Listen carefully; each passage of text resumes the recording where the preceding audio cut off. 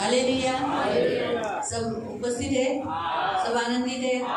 ठीक है, वचन में जाने से पहले पहला सवाल, वचनामध्ये जायच्या पहिले पहिला प्रश्न, क्या आप आपस में लड़ते हो?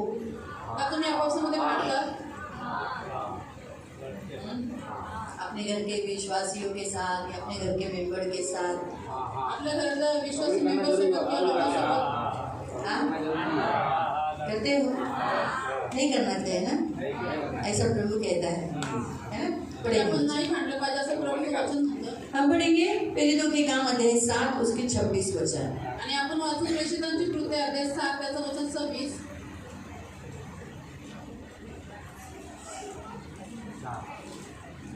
Acts chapter 7:26। प्रेषितांची कृत्य अध्याय 7 त्याचं वचन 26। दूसरे दिन जब वे आपस में लड़ रहे थे तो वह वहां से निकला और वो यह कहकर उनके मेल कराने के लिए समझाया, हे पुरुषों, तुम भाई भाई होकर एक दूसरे पर क्यों अन्याय करते हो? मग दुसऱ्या दिवशी कोणी भांडत असता तो त्यांच्यापुढे येऊन उभा राहिला व त्यांची समजूत घालण्याकरता त्यांना म्हणाला, गृहस्थांनो, तुम्ही भाऊबंद आहात, एकमेकांवर अन्याय का करता?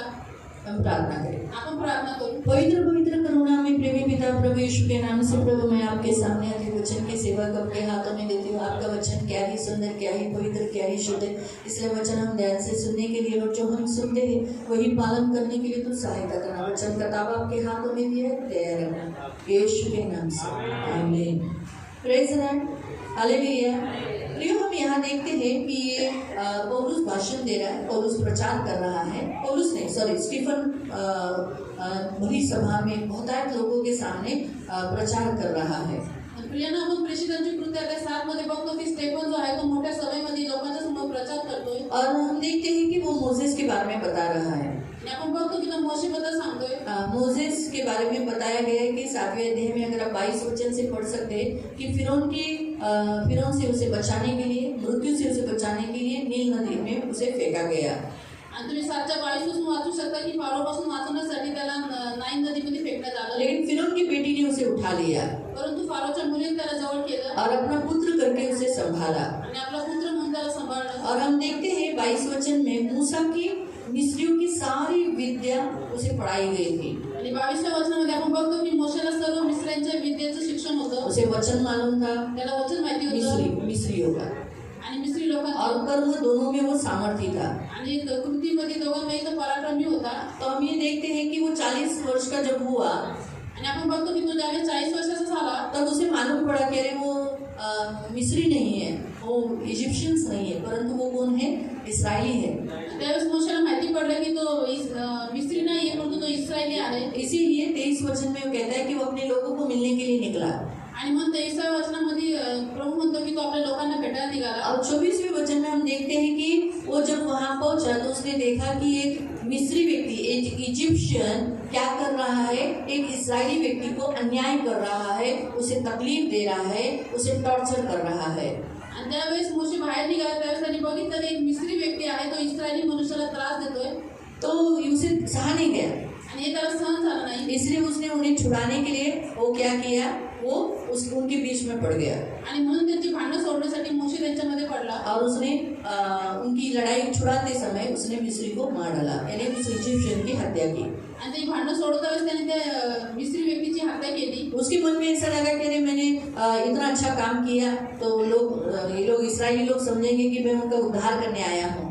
आणि त्याला असं वाटलं की मी एवढं चांगलं काम केलं आणि मिस्राच्या हातातून सोडवलं तर इस्रायल लोकांना वाटलं की मी त्यांना तारण द्यायला आलोय। परंतु उन्होंने तो ऐसा नहीं सोचा। परंतु त्यांनी तर असं काही विचार नाही अब केला। दूसरे दिन जब वो देखा कि दोनों इस्राएली लोग आपस में लड़ रहे थे, दोनों भाई इस्राएली मसीह लोग यानी इस्राएली लोग लड़ रहे थे, आपस में लड़ रहे थे।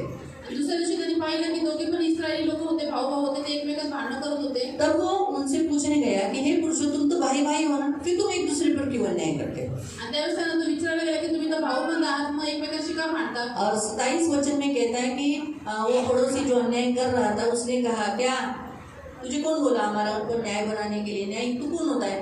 तुझे किसने हाकिम ठहराया हमको बोलने वाला? इसीलिए कल जैसे तूने मिस्री को मारा, क्या आज तू मुझे मार डालेगा? ये बात सुनते ही वो भाग गया। कहाँ भाग गया? मिद्यान में गया। लेकिन 40 साल के बाद फिर मिद्यान में रहने के बाद 80 साल का हुआ तो वो वापस कहाँ लौट आया? उन्हीं का उद्धार कराने के लिए, उन्हीं लोगों का उद्धार कराने के लिए जिन लोगों ने उनको पूछा था कि तुझे किसने हाकिम ठहराया, तो परमेश्वर ने उसको हाकिम ठहराया, परमेश्वर ने उसका न्यायी ठहराया और इस्राएलियों को मिस्र देश से बाहर निकालने वाला एक उद्धारकर्ता मोसेस बना। आणि त्या दोन व्यक्ती त्याला म्हटले की तुला आमच्यावरती अधिकारी कोणी नेमलेला आहे, जसं तुम्ही मिस्र ठार मारला तसं आम्हालाही मारशील काय. तर हे शब्द ऐकून मोशे पळून गेला मिद्यान देशामध्ये आणि 40 वर्षांच्या नंतर मोशे पुन्हा इस्रायलमध्ये आला आणि इस्रायलमध्ये आल्याच्या नंतर देवाने त्याला त्यांचा न्याय ठरवला त्याचं पालन करण्यासाठी. हालेलुया. तो हम यहाँ देखते हैं कि याद रखो, सबसे पहला पॉइंट हम जो अभी पढ़े इस अध्याय में, सबसे पहला पॉइंट ये देखते हैं कि परमेश्वर जिसको चुनता है उसे लोग नहीं पसंद करते, लेकिन परमेश्वर जिसे चुनता है परमेश्वर उसी जगह में उसे वापस ले जाता है और वहीं उन्हीं लोगों का उनका सेवा उन्हीं के बीच में करवाता है. तर या अध्यायामध्ये आपला सगळ्यात पहिला मुद्दा प्रभू हे शिकवतो की ज्या व्यक्तीला देव पसंत करतो आणि त्याला लोकांना तो आवडत नाही, परंतु त्या ठिकाणी देव त्याला पुन्हा घेऊन जातो, त्याच्याकडून सेवा करवतो. अब हम यहाँ आज हमारा मेन मुख्य वचन है कि तुम भाई भाई होकर आपस में क्यों अन्याय करते हो एक दूसरे के ऊपर. आणि आपलं आज मुख्य वचन हे आहे की तुम्ही भाऊ बंद असले एकमेकांवरती का अन्याय करता. जब एक मसीह आप भाई भाई यानी हम सब भाईचारे हैं, हम सब एक दूसरे के भाई है. आपके घर में जो सदस्य है वो भी आपके भाई है, बराबर है. हम सब मसीह के भाई हैं. फिर हम भाई भाई होकर एक दूसरे पर अन्याय करना ये प्रभु को अच्छा नहीं लगता और ना ही आपको अच्छा लगता है, बराबर है. एक मसीह होकर अगर कोई आपको सताता है, आपका घर का व्यक्ति जो आपके साथ रहता है और आपको अन्याय करता है, आपको हर्ट करता है, आपको तकलीफ देता है, तो आपको क्या लगता है? बहुत बुरा लगता है. आणि एक व्यक्ती ख्रिस्ती असून तो जर तुमच्या घरामध्ये राहतो आणि तुम्हाला त्रास देतो, तुम्हाला छळतो, सतवतो, तुम्हाला त्याचं वाईट वाटतं. फेरीदों के काम हम देख रहे हैं, फेरीदों के काम एक्ट्स हम देख रहे हैं 7वां अध्याय उसके 26 वचन, एक्ट्स 7:26 में. तो हम जैसे हम देखते हैं कि हमें बहुत दर्द होता है जब कोई दूसरा मसीह से हमें कोई हर्ट होता है, कोई दर्द होता है, तो बहुत तकलीफ होता है. आणि आपण बघतो की आपल्याला खूप त्रास होतो, कुठल्या दुसऱ्या ख्रिस्ती व्यक्तीने आपल्याला छळल्याच्या तर आपल्याला खूप दुःख होतं. लेकिन प्रभु ऐसी परिस्थितियों से सबसे पहला पॉइंट मैं आपको लेके जाती हूँ कि क्यों करता है. आणि सगळ्यात पहिला मुद्दा मी तुम्हाला सांगते की देव आपल्याला अशा परिस्थितीतून काय घेऊन जातो, ताकि हमारी आध्यात्मिक जो शक्ति है, सामर्थ्य है, उसमें बढ़ाने के लिए. आणि आपली जी आत्मिक शक्ती आहे, सामर्थ्य आहे, त्याच्यामध्ये वाढवण्यासाठी. और दूसरा पॉइंट, हमारे अंग जो आपस में एक दूसरे से भिड़ते हैं वो बैर, डाह और जलन के कारण होते हैं. आणि दुसरा मुद्दा, आपण जे आपले जे अंग एकमेकांशी लढतात किंवा लढाया करतात तर ते सगळे जळण आणि डाह केल्यामुळे होतं. पढ़ेंगे याकूब की पत्री अध्याय 4 आपण वाचू याकूबाचं पत्र अध्याय 4 और उसका 1 से 1 और 2. त्याचं वचन 1 आणि 2. याकूब जेम्स चैप्टर 4 याकूबाचं पत्र अध्याय 4 वर्स 1 and 2. त्याचं वचन 1 आणि 2. अगर आप आपस में लड़ते हो, देखो प्रियो, अन्य जातियों से हमारी लड़ाई यानी एक आध्यात्मिक लड़ाई यानी शैतान का राज्य और परमेश्वर का राज्य, ठीक है. शैतान का राज्य हमेशा परमेश्वर के राज्य के विरोध में है, इसलिए लड़ाई होगी अच्छी है ना, वो तो है. सत्य और असत्य में हमेशा लड़ाई होती है. क्यों? क्योंकि असत्य बिल्कुल नहीं चाहेगा सत्य को, इसलिए उनकी लड़ाई होती है.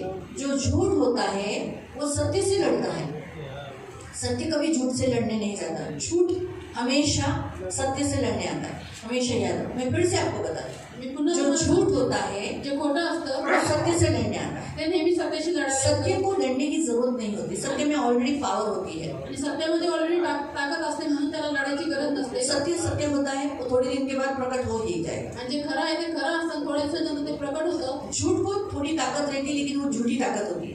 आणि खोट्याला थोडीशी शक्ती असते पण ती मोठी शक्ती असते, लेकिन वो सत्य से बढ़कर नहीं रहती. पण ती खऱ्यापेक्षा मोठी नसते. इसीलिए झूठ कितना भी फैलेगा आणि खोटं किती जरी और जल्दी पसरलं फैलेगा, आणि लवकर पसरलं, लेकिन सत्य टाइम पकड़ेगा, लेकिन सत्य जरूर प्रकट करेगा और झूठ को प्रकट करके दिखाएगा कि ये झूठ है और सत्य सत्य है. आणि खरं वेळ घालवेल, परंतु ते नक्की प्रकट होईल आणि त्या खोट्याला प्रकट करून दाखवेल की हे खोटं आहे. तो शैतान हमेशा परमेश्वर के राज्य से लड़ता है, तर शैतान नेहमी देवाच्या राज्याशी लढतो. क्योंकि ये मल्लयुद्ध आरंभ से है.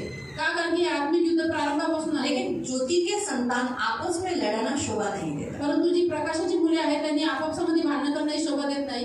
हम प्रकाश के बच्चे हैं. आणि आपण प्रकाशाची मुलं आहोत. भारतीयों से लड़ना शोभा नहीं. भारत और शत्रु से लड़ता है, ठीक है, लेकिन भारतीयों से लड़ता है वो शोभा नहीं. अभी भारत की जो मिलिट्री है वो आकर हमसे लड़ेगी, चलेगा? आता भारताची जी सेना आहे, सैनिक आहे ते आपल्याशी येऊन लढतील, चालेल का? चलेगा? आपल्याला नहीं चालेल. चलेगा. हम भी अगर हथियार धारण किए, हम लोग भी उसके साथ युद्ध कर रहे हैं, चलेगा? नहीं चलेगा। आणि आपण पण हत्यार धारण करून त्यांच्याशी युद्ध करायचं तर चालेल का? क्यों? हम एक देश के हैं, हम भाई है, हम भारतीय एक भाई है। हम कसम खाते हैं ना, हम प्रतिज्ञा लेते हैं ना, हम सब भारतीय भाई बहन है, भाई भाई है। तो वैसे ही मसीह लोग परमेश्वर की संतान है, तो आपस में लड़ना ये शोभा नहीं देता। आणि म्हणून आपण भारतीय आहोत, आपण भाऊ भाऊ आहोत म्हणून आपण एकमेकाशी युद्ध करणं तसे शोभा देत नाही। तसेच आपण ख्रिस्ती पण भाऊ भाऊ आहोत, देवाची मुले आहोत आणि आपण एकमेकाशी लढणे हे देवाला आवडत तो नाही। भारतीय लड़ते क्या, यानी मसीह लोग आपस में ज्योति संतान लड़ते क्यों है? क्योंकि शैतान उनमें क्या डालता है? फूट डालता है। तो जब मसीह में फूट आता है, बैर आता है, जलन आता है, ईर्ष्या आती है, तब वो लड़ते हैं। तो आप अगर लड़ते हो एक दूसरे के साथ, तो आपके अंदर फूट है, जलन है, बैर है, और क्या है? डाह है। आणि तुम्ही जर ख्रिस्ती लोक एकमेकाशी भांडणं करता, लढाया करता, तर तुमच्यामध्ये फूट आहे, जळण आहे आणि मत्सर आणि द्वेष आहे। आओ पढ़ेंगे वही वचन 4:1 से। तुमच्यामध्ये लढाया व भांडणे कशातून उत्पन्न होतात? तुम्हारे अंदर, तुम्हारे घर के अंदर, तुम्हारे शरीर में लड़ाई या झगड़ा कहाँ है? कहाँ से उत्पन्न हुआ? तुम तो मसीह के हो ना, परमेश्वर की संतान हो ना, ज्योति के संतान हो ना, ये तुम लोग लड़ाई कैसे कर सकती हो? ज्योति की संतान तो लड़ती नहीं। मैंने आपको कहा सत्य तो लड़ता नहीं है। सत्य लड़ता है? सत्य स्थिर खड़ा रहता है। लड़ता कौन है? झूठ। तो फिर आप सत्य हो ना, आप ज्योति के संतान हो, आप प्रकाश हो। देखो प्रकाश यहीं पर है स्थिर, अंधेरे को भागना पड़ता है। अंधेरा इससे लड़ने के लिए आता है ताकि इसका प्रकाश किसी को न मिले। आपको समझा? वैसे ही याद रखो कि असत्य हमसे लड़ने आता है। हम सत्य हैं, हम प्रकाश की संतान है, हम लड़ने के लिए नहीं जाना चाहिए, हम झगड़े के लिए आगे नहीं जाना चाहिए। फिर आगे तो कहाँ से आई ये? हम मसीह है, ज्योति के संतान है, प्रकाश के संतान है, तो फिर हमारे अंदर से लड़ाइयाँ क्यों हो रही? दाल के ऊपर, खाने के ऊपर, पैसों के ऊपर, आपस में मतभेद के ऊपर, बातचीत के ऊपर हो रही है। घर में आपस में एक दूसरे के साथ या चर्च में आपस में हो रही है। क्यों? तो वहाँ आगे लिखा है, तुमच्या अवयवात ज्या वासना लढाई करतात, तुम्हारे अवयव में, तुम्हारे अंग के अंदर क्या है? वासना। हिंदी में क्या लिखा है? सुख विलास, लालसा। सुख विलासों में नहीं, तुम्हारे अंदर लड़ते बढ़ते तुम्हारी लालसा। लालसा यानी अंदर, खून के अंदर लालसा बैठी है। रक्तामध्ये जी वासना बसलेली आहे, वो कहाँ से आई है? पूर्वजों से। आणि ती पूर्वजांपासून आलेली आहे, वो अंदर है, ते आतमध्ये आहे, इसीलिए उसे निकाला नहीं हमने। आणि त्याला आपण काढलं नाही। इसीलिए अचानक वो शांत रहती है, अचानक कुछ हो गया, फिर वो झड़ उठती है। आणि ती शांत राहते, परंतु अचानक काहीतरी झालं तर त्या वासना उठतात। फिर आगे, तुम्ही इच्छा धरता तरी तुम्हाला प्राप्त होत नाही।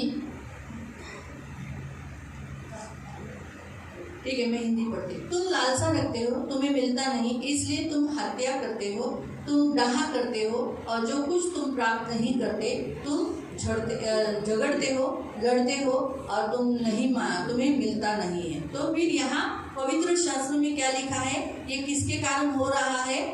डाहा के कारण। आणि सर्व काय होतंय? हेव्यामुळे होतंय। लालसा, वासना, डाहा आणि हेवा, बैर, घात और स्वार्थी इच्छा। आणि स्वार्थी इच्छा। जब अपनी इच्छा हमें पूरी करनी होती है, हम अगर सेल्फिश है, तो फिर हम झगड़ा करें। आणि ज्यावेळेस आपल्या स्वतःची इच्छा पूर्ण करायची असते, आपण जर स्वार्थी आहोत तर आपण भांडण करू। हम डाहा करते हैं, जलन करते हैं, हमें सामने वाला व्यक्ति पसंद नहीं है, तब हम लड़ते झगड़ते हैं। आपण घात करतो, हेवा करतो, आपल्या समोरचा व्यक्ती आवडत नाही, त्यावेळेस आपण भांडण करतो। तब इसीलिए तो यह ऑलरेडी खून के अंदर है, इसीलिए लड़ाइयाँ होती है। आणि हे पहिलेच आपल्या रक्तामध्ये आहे म्हणून याच्यामुळे भांडणं होतात। इसलिए मसीह में लड़ना, ये सचमुच कभी कभी मसीह लोगों को ऐसा लगता है कि अरे ये मसीह होकर हर संडे को आता है, हर संडे को वचन सुनता है, और इतना सुनने के बावजूद अगर ये ऐसा करता है, इससे तो क्या शोभा? अरे बाप रे, ये तो प्रभु का नजदीक रहता है, इतना उपवास करता है, प्रार्थना करता है, लेकिन लड़ता झगड़ता है, अरे क्या फायदा? फिर दूसरे मसीह लोग ये झगड़े सुनने के कारण क्या हो जाते हैं? निरुत्साहित हो जाते हैं, हताश हो जाते हैं। लेकिन जिसमें कलह और वासना डाह नहीं होता, वो लड़ने वाले व्यक्ती के सामने क्या रहता है? खड़ा रहता है, लड़ता नाही। आणि म्हणून अशा प्रकारे जे लोक ख्रिस्ताकडे येऊन एवढा उपवास करून प्रार्थना करून देवाच्या जवळ येऊन जर ते भांडतात, लढाई करतात, त्यांचा स्वभाव बरोबर नाही, तर हे बघून दुसरे ख्रिस्ती व्यक्ती निरुत्साहित होतात। परंतु ज्या व्यक्तीमध्ये या सगळ्या वासना नसतात, तो भांडणाच्या समोर भांडण करतात, पण तो शांत राहतो। प्रियो, परमेश्वर क्या कहता है? अगर देखो झगड़ा कब होएगा? आणि भांडण कधी होतात? आवाज कब आया? आणि आवाज कधी आला? जब दोनों करते हैं तब। हाँ, झगड़ा कभी बोलते हैं। आणि भांडण कधी होतात? काय ग, तुला काय डोकं नाही का? विंडो ओ दीदी, असं नका बोलू मला। खबरदार माझ्याशी बोलीस तर. आम्ही बोली अगं माने मी तुला. होतीच बोल, मी पण दाखवी। गप्प रा. नाही मी नाही दात करणार। फोडेल तुझा. मी अजून करीन, आज तुझे दात पाडून तुझ्या हातात येईल. मी पण असंच करीन। झगड़ा कब हुआ? आणि भांडण कधी झाली? दोनों भिड़े। आणि दोघं पण ज्यावेळेस लढले, आपको समझा? आपको मालूम पड़ा? यानी इसका मतलब मेरे अंदर भी लालसा और डाह है, बैर है, जलन है, स्वार्थी इच्छा है। आणि याचा अर्थ की माझ्यामध्ये पण घात आहे, हेवा आहे, जळण आहे आणि स्वार्थी इच्छा आहे। स्वार्थी इच्छा है यानी मैं सेल्फिश हूँ, आणि स्वार्थी इच्छा आहे म्हणजे की मी स्वार्थी आहे, अभिमानी हूँ। मी अहंकारी आहे। अहंकार ही झगड़े को लाता है। मैं अहंकारी हूँ इसलिए मैंने इससे झगड़ा किया। आणि अहंकार म्हणजे घमंडच भांडण घेऊन येतो। मी अहंकारी घमंडी म्हणून मी लेकिन अगर ये नम्र है आणि जर ही नम्र तो आहे, ये मुझे क्या करेगी? तर ही मला काय करेल? प्रत्युत्तर नम्रता से देगी। आणि नम्रतेने प्रत्युत्तर करेल। परंतु ये भी, इसके अंदर भी लालसा है, परंतु हिच्यामध्ये पण वासना इसके आहे, अंदर भी डाहा है, हिच्यामध्ये पण ये भी जळण आहे, घमंडी है, ही पण ये अहंकारी भी आहे, बैर करती है ही पण हेवा और ये करते, भी सेल्फिश है, आणि ही पण स्वार्थी आहे, इसलिए ये भी झगड़ा करती है। आणि म्हणून ही पण भांडणं करते। आपको समझा? तो लड़ाइयाँ और झगड़े कहाँ से आए? खुद के अंदर अंदर से आए। तर भांडणे आणि लढाई कुठून आल्या? ते स्वतःच्या देहामध्ये ज्या वासना आहेत त्याच्यापासून आल्या। तो हम सारा इल्जाम कहाँ डालते हैं? शैतान ने किया, शैतान ने किया। आणि आपण सगळा दोष शैतानावर लावतो मतलब हमारा काम ही है वो शैतान को दोष लगाना, आणि आपलं और काम वो है ही वो तो चाहता ही है। लेकिन परमेश्वर ये होने के लिए क्यों देता है? आणि देव काय होऊन देतो? इसलिए ताकि हमारी आध्यात्मिक लड़ाई में हम स्ट्रांग हो जाए, का? कारण की आपण आत्मिक युद्धामध्ये मजबूत बनावे। हम प्रभु में मजबूत होने के लिए, ताकि प्रभु ये दिखाना चाहता है जैसे इसके अंदर लालसा है, डाह है, जलन है, बैर है, अभिमानी है, अहंकारी है, वैसे ही तेरे अंदर भी है। इसलिए तू क्या कर, बन। तू बनेगी वो बन जाएगी। आणि प्रभू तू दाखवू पहले बन, तू अभिमान छोड़, अहंकार छोड़, सेल्फिशनेस छोड़, डाह छोड़, नम्र हो, देख वो चेंज हो जाए। आणि देव हे दाखवू इच्छितो की जसं आपण समोरच्या व्यक्तीमध्ये बघतो की त्याच्यामध्ये भांडणे आहेत, लढाई आहेत, त्याच्यामध्ये जळण आहे, घात आहे, हेवा आहे, तर त्या सगळ्या गोष्टी आपल्यामध्ये पण आहेत। परंतु आपण अपेक्षा करतो समोरच्यानी बदला, परंतु देव काय म्हणतो की तू स्वतः पहिले बदल, तू सगळ्या गोष्टी सोड, तू नम्र बन, तर त्यावेळेस तो व्यक्ती पण बदलेल। मालूम हुआ? तो इसीलिए परमेश्वर ये अलाव होने के लिए मसीहों के अंदर आपस में टकराव होने के लिए क्यों देता है? ताकि उससे वो मालूम पड़ता है कि कौन खरा है। अभी तक ये बना है, नहीं बना है। अगर मैंने भी झगड़ा किया, किसने भी झगड़ा किया, मतलब हम दोनों भी नहीं, हम भी क्या है, अभी भी बने नहीं है, हम भी ठनठनाती हुई जिसमें जान नहीं है, सिर्फ आवाज करती है, हालेलुया हालेलुया हालेलुया हालेलुया, बाकी जान तो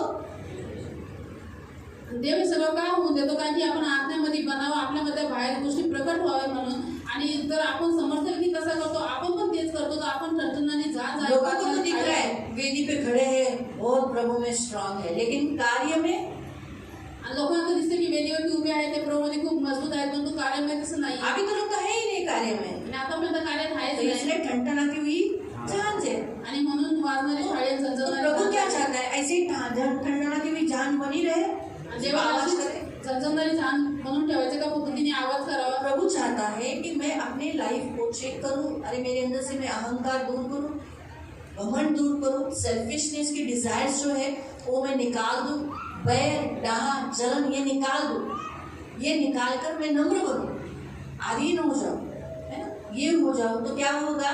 ऐसे करने से मैं चेंज हो जाऊं, देवाची इच्छा आहे की माझ्यामधलं मी स्वतःला परखावं, माझ्यामधला जो घात आहे, हेवा आहे, जळण आहे, भांडणं आहे, ती सगळं मी काढून टाकावी, देवाच्या अधीन व्हावं, नम्र व्हावं. आणि असं झाल्याच्या नंतर मी देवाची व्हावं. नम्र होने से अपना स्थान और स्टेटस कम नहीं होता. लोगों को क्या लगता है, अभी सोचो बाइबल में लिखा है कड़ू उत्तर जो झगड़े के समय पर सामने वाले का नम्र उत्तर आने पर, कहाँ लिखा है ये?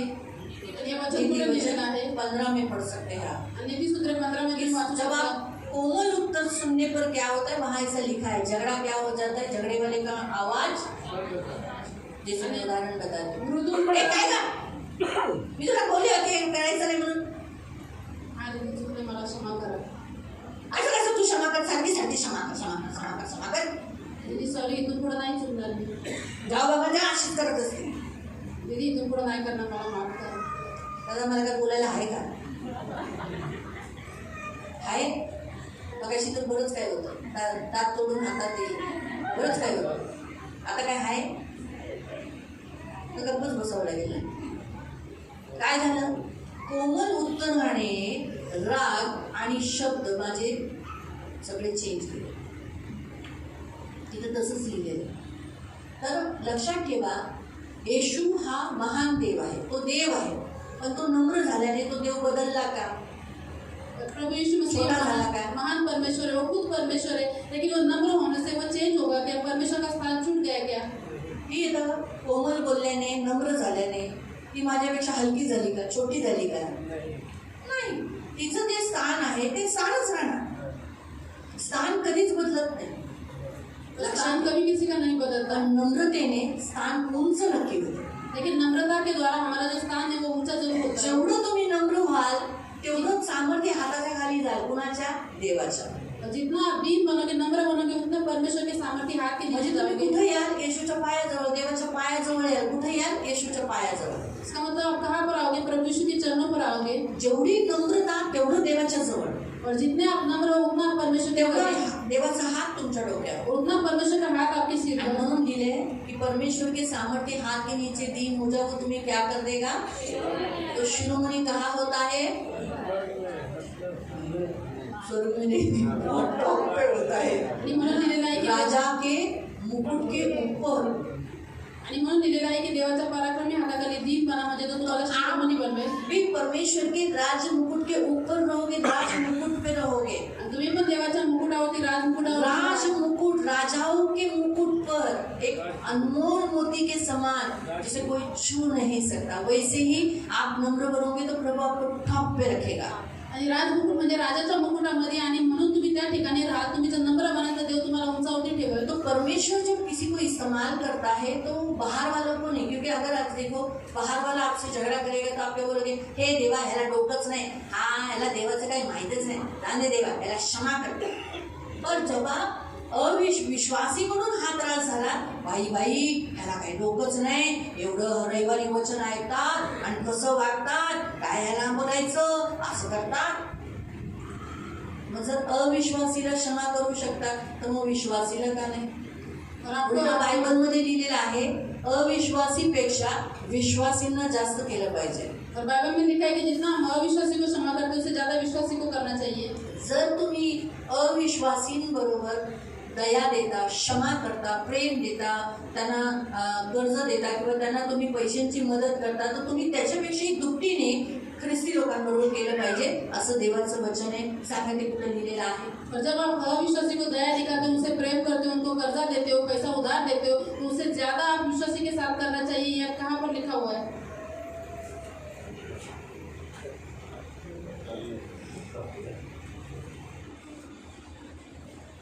ठीक आहे, क्लू देऊ. तुम्ही करंतीच्या रोमनच्या पुढे जावा. और रोमियो की पत्री के आगे जाओ आप. हा पहिला ग्रंथ अजून पुढे जावा. हा अजून पुढे जावा.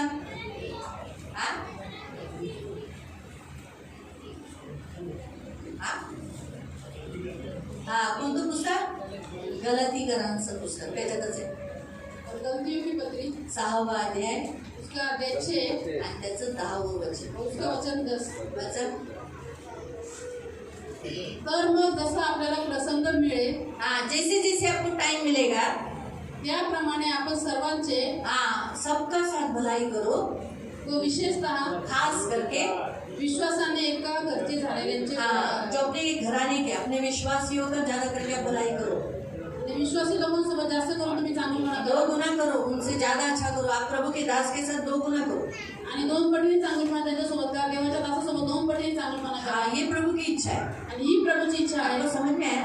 प्रभु आपको चेंज करने के लिए, प्रभु आपको बनाने के लिए विश्वासी को ही पकड़ेगा। आपको बनाने के लिए, आप कैसे हो, आप क्या करते हो, उनके गलत कामों को देखने के बाद आपकी प्रतिक्रिया क्या होती है, तो प्रभु आपको चेंज करने के लिए उन्हीं मसीहों को इस्तेमाल करेगा, कोई बाहर वालों को नहीं करेगा। आणि तुम्हाला बदलण्यासाठी, तुम्हाला आत्म्यात बनवण्यासाठी देव ख्रिस्ती लोकांचाच वापर करेल। तुम्ही कसे आहात, तुम्ही काय करता, काय प्रतिक्रिया देता, याच्यासाठी देव बाहेरच्यांचा वापर नाही करणार, पण तो विश्वासींचाच वापर तो करेल। इसीलिए आपसे परमेश्वर आध्यात्मिक लड़ाई, आत्मिक लड़ाई में वो आपको पावर बनाना चाहता है, आपको चेंज करना चाहता है, आपको क्षमा में ज्यादा बढ़ाना चाहता है। इसीलिए दूसरे मसीहों से आपको हर्ट कराता है, दूसरे मसीहों से दूसरे मसीहों को ऐसा व्यक्ति बनाता है जिससे आपको अच्छा नहीं लगता उनका स्वभाव, उनकी कुछ बातें। आणि तुम्हाला आत्मिक लढाईमध्ये वाढवण्यासाठी, मजबूत बनवण्यासाठी देव दुसऱ्या ख्रिस्ती लोकांचा वापर करतो। ते असे जीवन जगतात, अशा गोष्टी करतात ज्या तुम्हाला आवडत नाही। हाँ, और आप बने नहीं है तो नेचुरली तब तक आप जब तक बनते नहीं तो सामने वाला व्यक्ति भी चेंज नहीं होगा। आणि तुम्ही स्वतः बनलेले नाही, जोपर्यंत तुम्ही बदलत नाही, चांगले बनत नाही, तोपर्यंत समोरचा व्यक्ती पण बदलणार नाही। दूसरा, परमेश्वर आपसे उच्च अपेक्षा करता है, एक हाई प्लानिंग, हाई योजना अपेक्षा, उसका आपसे अपेक्षा ज्यादा है। जैसे भी सोचो, उदाहरण के तौर पर अभिलाष से मेरी एक छोटी सी अपेक्षा रहेगी कि अभिलाष 1 किलो ही उठा के सामान लाए, लेकिन मैं विकास से ऐसी नहीं अपेक्षा करूंगी। मैं विकास से अपेक्षा करूंगी 25 किलो का गुण पीछे पड़ा है, वो उठा के लेकर आ। आणि देव आपल्याकडून मोठ्या अपेक्षा करतो, आपल्याला उंचावर घेऊन जाऊ इच्छितो, आपली मोठी कॉलिंग पूर्ण करू इच्छितो। इतना मुझे बुद्धि है क्योंकि वो 1 किलो से ज्यादा नहीं उठा सकता, ये ज्यादा करके 2 किलो तक, उससे ज्यादा बढ़कर नहीं, उसकी कैपेसिटी उधर है, बच्चा है। लेकिन विकास एक आदमी है, तर तो विकास एक पुरुष आहे, वो एक 25 किलो का गुण उठा सकता है। तो 25 किलोची गुन्हे आरामात उचलू तो ये शकतो। अपेक्षा मैं करती हूँ। तर ही अपेक्षा मी त्याच्याकडून करते। नेचुरली उसी रीति से परमेश्वर हमसे भी एक ऐसी अपेक्षा रखता है, आपसे, मुझसे, हम सब से, कि कुछ कि सामने वाला जो निर्बल है, कमजोर है, तुम उसे क्षमा करो, तुम उसे सहो और उसे प्रेम करते हुए क्या करो, उसे अपने जैसा बनाओ, यानी उसको सह कर। तो क्या होगा, ये ऐसी अपेक्षा इसलिए करता है क्योंकि आप थोड़े प्रभु में ऊंचे करो। आणि तुम्ही उंचावर असल्यामुळे देव तुमच्याकडून अपेक्षा करतो, समोरचा जो निर्बळ आहे त्याला तुम्ही त्याला तुम्ही सहन करावं, त्याला तुम्ही बनावं, त्या व्यक्तीला चांगलं बनावं। का देव अपेक्षा करतो, कारण की तुम्ही त्या व्यक्तीपेक्षा उंच स्थानावर तो आहे। आपकी ताकत उस व्यक्ति से भी ज्यादा है, तो आपने ज्यादा सहना है, ज्यादा करना है, ज्यादा क्षमा करना है, ज्यादा दया करना है। ज्यादा ये क्यों करना है, क्योंकि उस व्यक्ति से भी परमेश्वर आपसे ज्यादा अपेक्षा करता है कि आप ज्यादा करें। आणि तुमची शक्ती त्या व्यक्तीपेक्षा जास्त आहे, तुम्ही आत्म्यात जास्त वाढलेले आहात, म्हणून देव तुमच्याकडून अपेक्षा करतो तुम्ही जास्त सहन करावं, जास्त क्षमा करावी, जास्त प्रेम करावं। तीसरा, पाप की वास्तविकता, यानी आपके अंदर भी पाप है। ये कब मालूम पड़ेगा, जब मसीह से आप भिड़ोगे। आणि तिसरं म्हणजे पापाची वास्तविकता दिसते, म्हणजे तुमच्या शरीरामध्ये तुमच्यामध्ये पण पाप आहे हे कधी माहिती पडेल, ज्यावेळेस ख्रिस्ती व्यक्तीशी तुमचं भांडण होईल। जब आप उनसे लड़ते हो, डाह करते हो, आपको जलन होता है, आपको अच्छा नहीं लगता है, तब आपको मालूम पड़ेगा कि अरे मैं एक विश्वासी हूँ, मैं ऐसा करना अच्छा नहीं है सर। आणि तुम्ही पण ज्यावेळेस त्या विश्वासासोबत भांडता, लढता, तुम्ही पण दोष लावता, त्यावेळेस तुम्हाला वाटतं की अरे मी एक विश्वासी आहे, माझ्यामध्ये पण या गोष्टी होणं उसने किया आहे। लेकिन मैं नहीं करना चाहिए था। त्याने तर असं केलं, पण मी असं नाही करायला पाहिजे होतं, क्या ये अच्छा नहीं है, आणि माझ्याकडून हे झालंय चांगलं नाहीये, ये आना चाहिए। आणि या फिलिंग्स आल्या पाहिजे। अरे मैं अभी भी बना नहीं हूँ, मुझे बनना है। आणि मी आतापर्यंत आत्म्यात बनलेलं नाही, मला बनायचं आहे। चौथा, प्रभु आपसे क्षमा का बहुत बहुत क्षमा और प्रार्थना वो ज्यादा आपसे अपेक्षा करता है, क्योंकि बाइबल में क्या लिखा है, सताने वालों के लिए प्रार्थना करो, बराबर है। तो तुम्हें जो तकलीफ देते हो उनको माफ करो, क्षमा करो, बराबर। तो परमेश्वर ये ज्यादा आपसे अपेक्षा करता है। आणि चौथा मुद्दा, देव तुमच्याकडून जास्त क्षमेची आणि प्रार्थनेची अपेक्षा करतो काय की वचनामध्ये दिलेलं आहे जे तुम्हाला छळतात, तुम्हाला त्रास देतात त्यांच्यासाठी तुम्ही प्रार्थना और करावी. आज हम बजरंग दल वालों को क्षमा करते हैं, अन्य जातियों को क्षमा करते हैं, गवर्नमेंट को क्षमा करते हैं. तो प्रभु बोलता है तो उस गवर्नमेंट को जो क्षमा करता है तो फिर परमेश्वर के गवर्नमेंट को, परमेश्वर के गवर्नमेंट के लोगों को भी क्षमा कर. आणि आज आपण बजरंग दलला, जगातल्या सरकारला आणि जे आपल्या सतत मंडळीला छळ करतात त्यांना आपण क्षमा करतो, तर त्यांना क्षमा करतो, तर मंडळीतल्या लोकांना का नाही क्षमा करत. और मेन आप में फूट रहती है. आणि मुख्य म्हणजे तुमच्यामध्ये फूट आप असते. उस गलती को, जैसे हमने थोड़े समय पहले क्या बताया, दावीद की गलती को नहीं देखा गया तो आप उसी गलतियों को पकड़ कर रखते हो. वो गलती किया, गलती किया, आणि गलती तुम्ही किया. त्या चुका गलती बघून छोड़ ठेवता. दो और वो क्या भला काम कर रहा है उसको देखो. आणि तो व्यक्ती काय चांगलं काम करतो त्या गोष्टीकडे बघा, तो आप झगड़ा नहीं करोगे. तर तुम्ही भांडणं करणार नाही. झगड़े क्यों होते हैं? भांडणं का होतात? क्योंकि मैं इसकी गलती को ही देख रही हूँ. का करते मी ज्या नेहमी चुकाच बघते. लेकिन पर दावीद ने जो गलती की उस गलती को देखा नहीं गया, उसने क्या काम किया उसको देखा गया, अच्छा काम. तो आप भी है ना, आपको जिन्होंने सताया, तकलीफ दिया, उस बुराई को मत देखो, वो अब क्या कर रहा है, प्रभु के लिए क्या कर रहा है, आप उसको देखो. हम क्या करते हैं, जिसका सोचो इसके साथ मेरा झगड़ा हुआ है तो मैं बोलूँगी चांगली ने ऐसे बात मत करो. अरे ऐसे ही अगर ये बोलेगा पूर्व बोला पूर्व, बिल्कुल नहीं पश्चिम. ज्या व्यक्तीसोबत आपलं भांडणं झालं त्याच्यामध्ये आपण दुसऱ्यांना अजून भडकवतो आणि तो व्यक्ती जे बोलतो त्याच्या विरोधातच आपण बोलतो. हे रॉंग आहे. आणि वर ये गलत आहे. पापाची वास्तविकता तुमच्या स्वतःच्या आत आहे हे तुम्ही जाणून घेत नाही, फक्त दुसऱ्यांचं पाप काढता. तर आपण तुम्ही तुम्ही स्वतः पापात आहे, तुमचंच पाप आहे, त्याचं तुम्ही बाहेर निघा. हे देव तुम्हाला शिकवत असतो. और दूसरों के अंदर सिर्फ आप गलतियां निकालते, दूसरों का पाप देखते, परंतु हमारे अंदर भी पाप है, ये बातों को हम नहीं देखते, किंतु हमें देखना ये परमेश्वर हमें सिखाता है. कितवा पॉइंट झाला हा? 4 झाले. 5वा, अपराधांवर पांघरून घाला. देवाची इच्छा होते की जे समोरचा व्यक्ती अपराध करतो त्याच्यावर पांघरून घाला. देवाचं वचन म्हणतं, प्रेम क्या करता है, सारे पापों की राज को, प्रेम क्या करता है, सारे पापों की राज को ढांप देता. तो आप ढांपने वाले बनो. प्रभु ये चाहता है जो कुछ किया ढांप दो, कवर करो, उसे खुला मत करो. और 5वां मुद्दा है कि हमें दूसरों की गलतियों के ऊपर उनको गलतियां को ढकना है, प्रभु की गलती को खुला नहीं करना है. प्रभु ने आदम हवा को ढांप दिया, कवरिंग किया. देवाने आदम आणि हव्वाला कपडे घातले. तो जो लोग गलतियां कर रहे हैं वो नंगे हो गए आपके सामने, आप उन्हें ढांप दो ना प्रेम से, तो प्रेम के कपड़े से ढांप दो. आणि जे लोक चुका करतात ते तुमच्या समोर नग्न झालेले आहे, तर तुम्ही प्रेमाच्या वस्त्राने त्यांची हात झाकून टाका. काय कोण है वो नोहा का लड़का, का नाम था बाप, हाम ने क्या किया. आणि आमने काय केलं, हाँ देखा तो देखा, लेकिन क्या किया, जाके बोला पप्पा नंगा है, बेवड़ा और आणि त्यांनी आपल्या वडिलांना नग्नता बघितल्यावरून जाऊन एक तो ऑलरेडी नंगा देखा पहिले तर नग्न पाहिलं और उसकी नग्नता किसी और को भी दिखा दी. आणि त्याची नग्नता दुसऱ्यांना पण दाखवली. आप ये काम मत करो. तुम्ही ही काम जब आप किसी के पाप खोलते हो कहीं और जाकर किसी और को, तो आप उसे और भी नंगा करते हैं. ऑलरेडी वो नंगा है और उसको और नंगा करते हैं. बचा बचा जो कुछ कपड़ा है वो भी आप उतार देते हैं. आणि म्हणून तुम्ही ज्या दुसऱ्याची पापं खोलता त्या व्यक्ती तुम्ही नग्न करता. यीशु के कपड़े उतारे गए, येशूचे वस्त्र वो रोमियों ने काढले, उतारे, ते रोमी लोकांनी काढले. और आप मसीहों के एक दूसरे के कपड़े उतारे. आणि ऐसा तुम्ही नहीं लोक होना चाहिए. एकमेकाचे वस्त्र काढता. इसलिए किसी के भी पाप को बोलो मत किसी को. जाके आपको दिखाई दिया, आप प्रभु से प्रेयर करो, प्रभु मेरा भाई चर्च का ऐसा ऐसा किया, मैं देखा, प्रभु प्लीज माफ करो. आखिर में मुझे आके बताओ, मैं भी प्रेयर करूंगी. ऐसे में कितने लोगों के लिए हम लोगों ने प्रेयर किया. तुम्हाला कोणाच्या चुका कोणाचे पाप माहिती पडले तर जाऊन दुसऱ्यांना सांगू नका, पण तू एकट्यामध्ये देवासाठी प्रार्थना करा. देवाच्या दासाकडे येताना सांगा त्या प्रार्थना करतील. लोगों को मत बताओ, आप प्रेयर करो. आणि लोकांना सांगू नका तुम्ही त्यासाठी प्रार्थना करा आणि प्रीतीने त्या पापांना झाकून टाका. फिर संघर्ष यानी आप परमेश्वर पर विश्वास रखें और परमेश्वर में बढ़ते रहें. इसके लिए परमेश्वर आपको इस परिस्थितियों से, भाई भाइयों के मसीह लोगों के ऊपर आने वाले सताव से आपको लेके जाता है. और अगला पॉइंट है कि संघर्ष में से परमेश्वर आपको क्यों लेके जाता है, ताकि आप मसीहों के ऊपर परमेश्वर के ऊपर विश्वास रखें और परमेश्वर के राज्य में बढ़े. आणि देवाच्या राज्यामध्ये वाढावं. परिस्थिति से लेकर गया। आणि म्हणून देव तुम्हाला या संघर्षाच्या परिस्थितीतून घेऊन जातो. क्योंकि विश्वासियों के साथ आपस में जब अनबन होती है तभी तो हमारा प्रभु पर ज्यादा विश्वास बढ़ता है। आणि विश्वासी लोकांसोबत जेव्हा आपली भांडणं होतं एकमेकांशी त्यावेळेस आपला प्रभूवरती जास्त विश्वास तो इसका वाढतो. मतलब नहीं आज से झगड़ा करो, आणि याचा अर्थ असा नाही की आजपासून एकमेकांशी भांडायला परंतु सुरुवात करा. प्रभु चाहता है उस परिस्थिति में भी हम परमेश्वर पर भरोसा करें कि देख प्रभु ये मुझे तकलीफ दे रहे, मेरे से अन्याय कर रहे, मुझे सता रहे, जो कुछ उन्होंने किया वो गलत है, लेकिन फिर भी प्रभु मेरा तुझ पर भरोसा है, मैं तुझे नहीं छोड़ूंगा. क्योंकि बहुत से लोग क्या कर देते, चर्च छोड़ देते.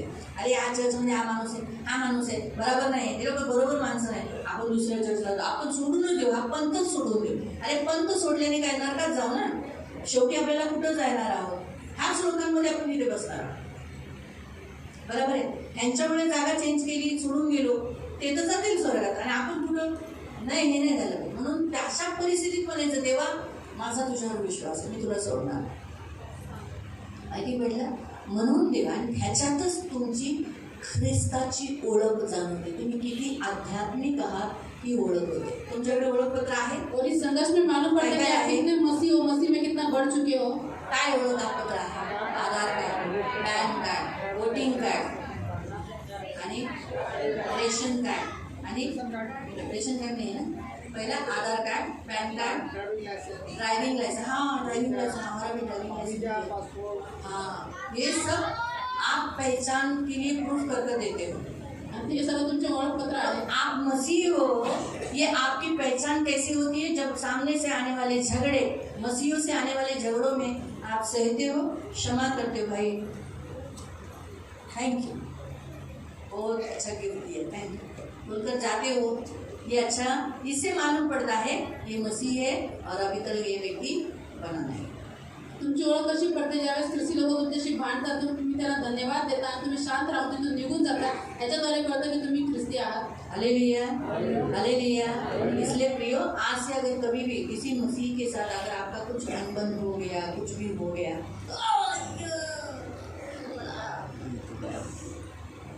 बोलो प्रभु मुझे बना रहा है, शांत रहो, धीरज धरो, रुके रहो.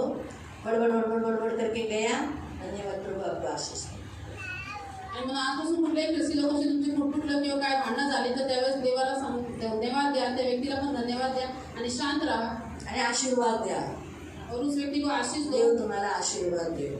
परमेश्वर आपको आशीषित देव करे. तुमचं चांगलं करो, परमेश्वर आपका कल्याण कल्याण करे. करो.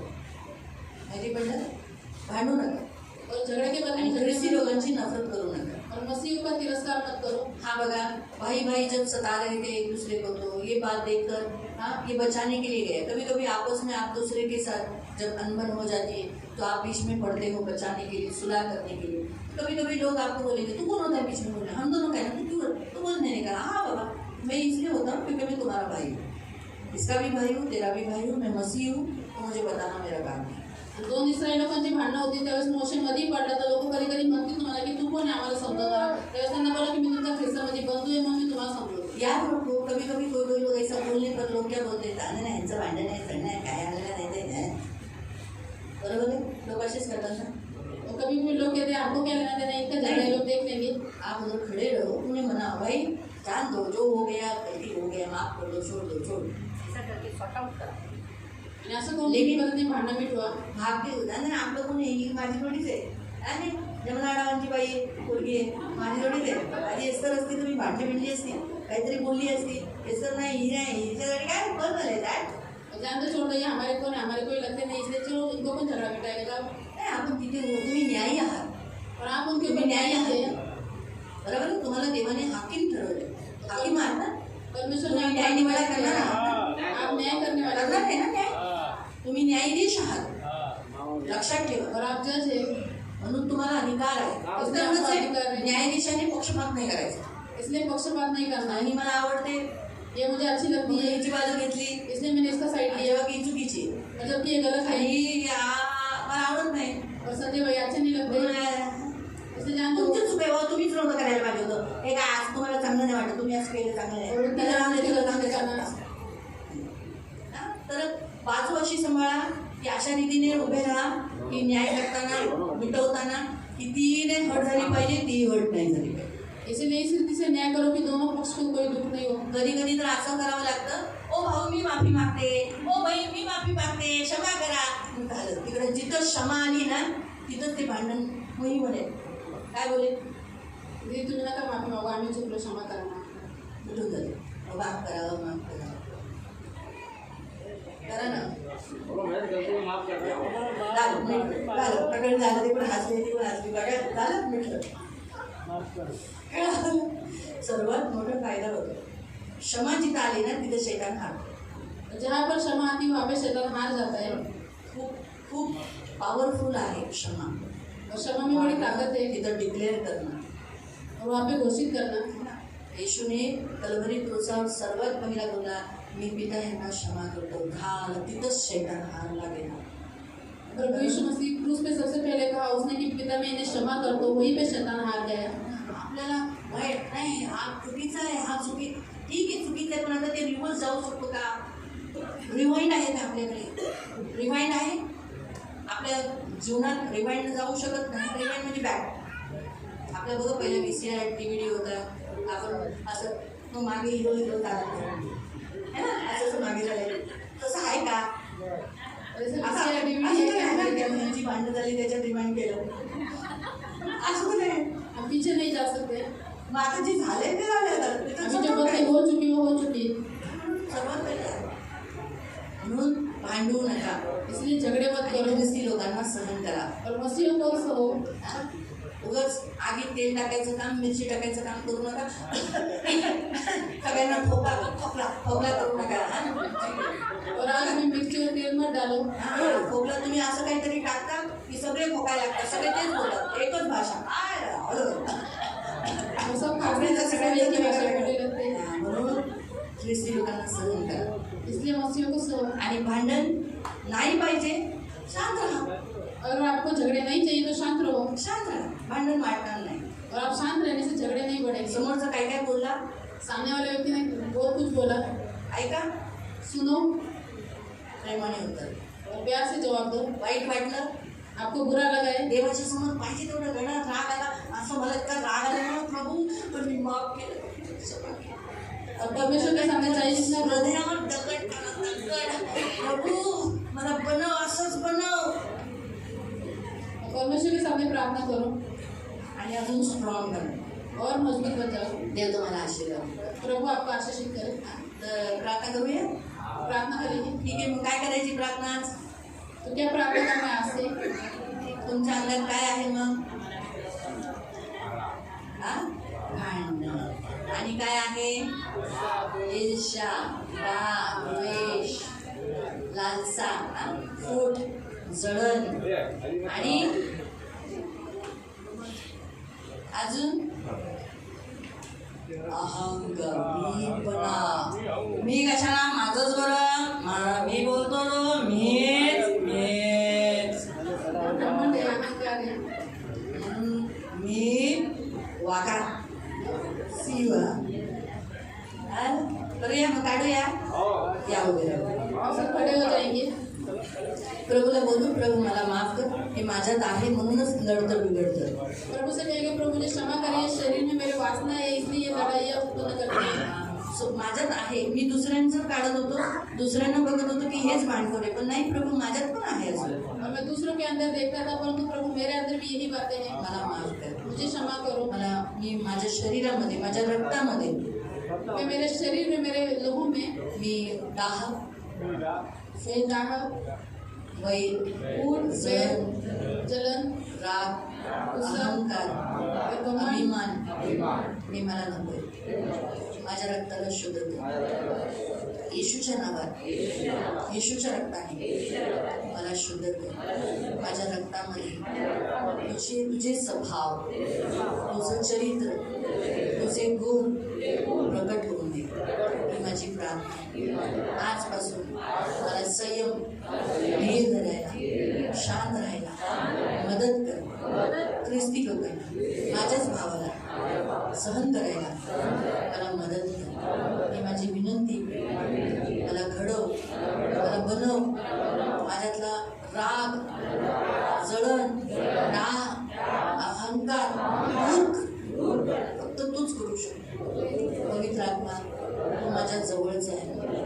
आत मला शुद्ध कर, मला पवित्र कर, माझ्यातून ते बाहेर काढ, माझ्या रक्तातून ते बाहेर काढ.